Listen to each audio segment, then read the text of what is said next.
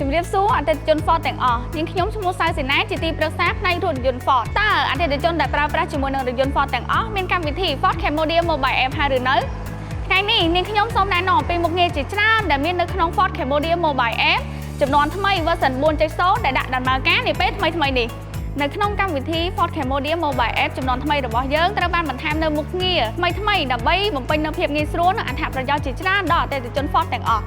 ដែលមានដូចជារបៀបប្រើប្រាស់មុខងាររថយន្តការសន្សំបន្ទុកនិងរង្វាន់ដៃគូបញ្ចុះតម្លៃកម្មវិធីកម្សាន្តនិងសេវាកម្មក្បែរលោកអ្នករបៀបប្រើប្រាស់មុខងាររថយន្ត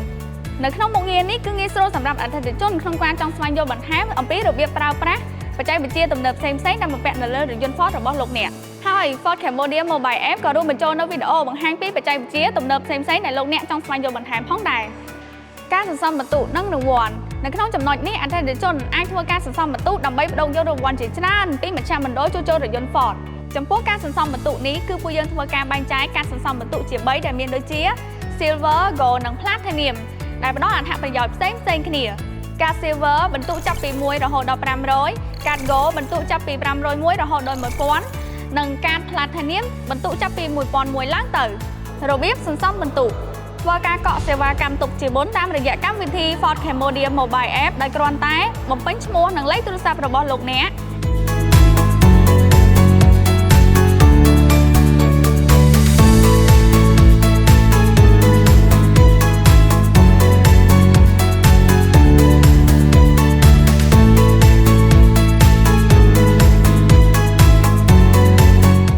បំពេញព័ត៌មានរថយន្តរបស់លោកអ្នកយ៉ាងហោចណាស់ឲ្យបានមួយគ្រឿង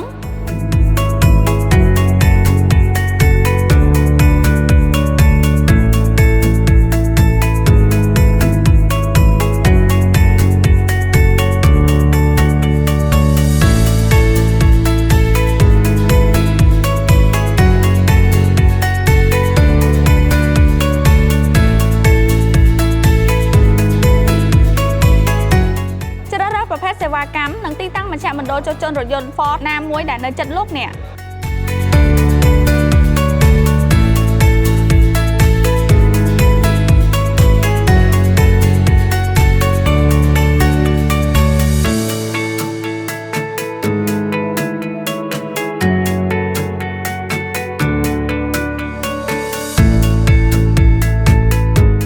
បន្ទាប់ពីប្រើប្រាស់សេវាកម្មនិងបង់ប្រាក់រួចរាល់លោកអ្នកនឹងទទួលបានបន្ទុកដោយស្វ័យប្រវត្តិដៃគូបញ្ចុះតម្លៃសន្សំបន្ទុករបស់លោកអ្នកឲ្យដល់កម្រិត Silver, Gold និង Platinum លោកអ្នកនឹងទទួលបានការបញ្ចុះតម្លៃពីដៃគូសហការរបស់ក្រុមហ៊ុន Ford ជាច្រើនកាន់តែពិសេសជាងនេះទៅទៀតលោកអ្នកនឹងទទួលបានការបញ្ចុះតម្លៃជាច្រើនពីមជ្ឈមណ្ឌលជួសជុលរថយន្ត Ford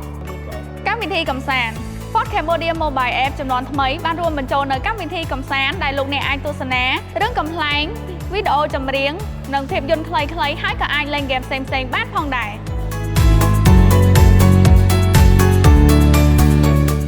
សេវាកម្មក្បែរលោកអ្នកនៅទីនេះលោកអ្នកអាចស្វែងរកមជ្ឈមណ្ឌលជួសជុលរថយន្ត Ford ឬយានដ្ឋានដៃគូសហការទាំង25ខេត្តក្រុងតាមរយៈ Ford Cambodia Mobile App ផងដែរ